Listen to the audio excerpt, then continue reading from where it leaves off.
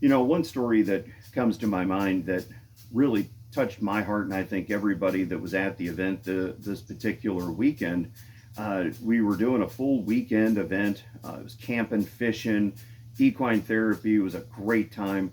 And we had a gentleman drive 4 hours to come to this event. And it was just an amazing thing to see somebody drive that far. You knew they probably had something they were dealing with and wanted to start this program. And we were doing a lot of Liberty training that day. And Liberty training in its simplest form is a lot of groundwork. It's you, a horse, a round pen, and a training flag.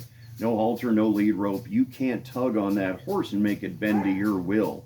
You have to truly build a bond of trust with an animal inherently born not to trust anyone. Because as horse people know, they're pack animals, prey animals. They want to know two things. Are you strong enough to be my leader? And are you going to hurt me? That's really all they want to know. And so we get this young man working with this beautiful white mare.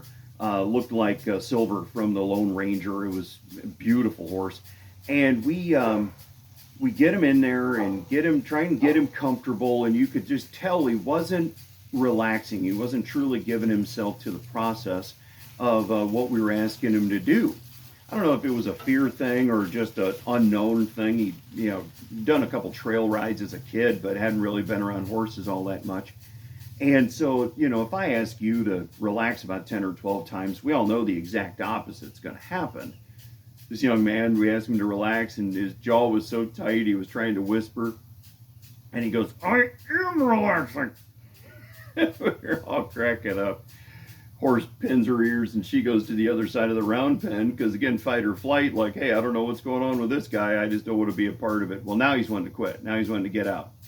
And, we don't let you give up that easy. They don't let you give up that easy in the service. We sure ain't letting you give up that easy with what we're doing here. 3 veterans actually said they would give up their spot till after lunch because they could see this young man had, something to deal with, right? He had to overcome something.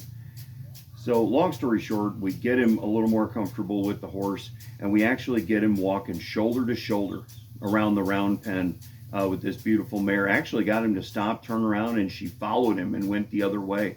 I mean, that's a real bond of trust at that point. And we said, now trot. And he goes, what do you mean trot? And we're all like, you city boy. We were like, just jog a little bit. Just try and jog. And so we get him to jog, and she trots about 3 or 4 paces with him. And he said, she didn't do that much. And I said, because that's all she was wanting to do, number one.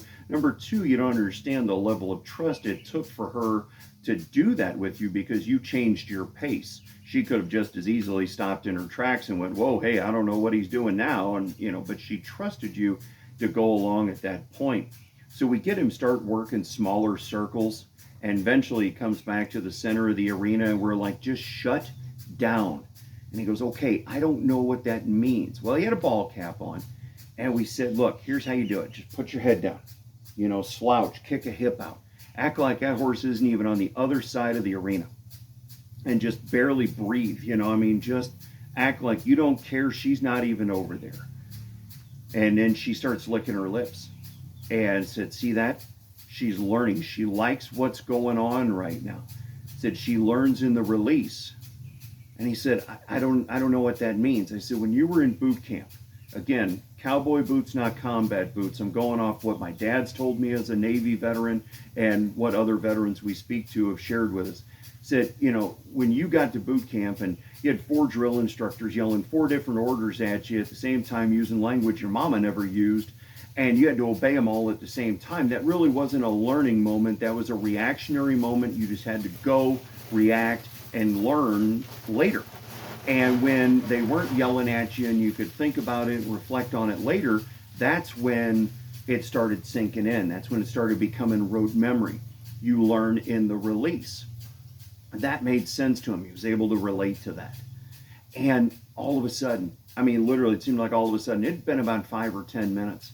And he said, how long do I need to stand here? I said, till she comes to you. Just stay the way you are until she comes to you. And then all of a sudden, she comes walking up and she puts her nose right in his chest. Let me tell you something.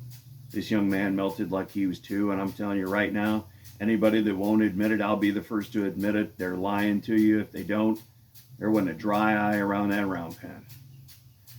the effect that had on everybody there. We didn't know why it affected him that way, but you could just tell it was a watershed moment. And so, you can't just run into the arena and go get him and hug him like you want to. Otherwise you're just going to destroy what he did with that horse for an hour and a half. We finally get him out of the arena, a few hugs given, but we let him go have his private space.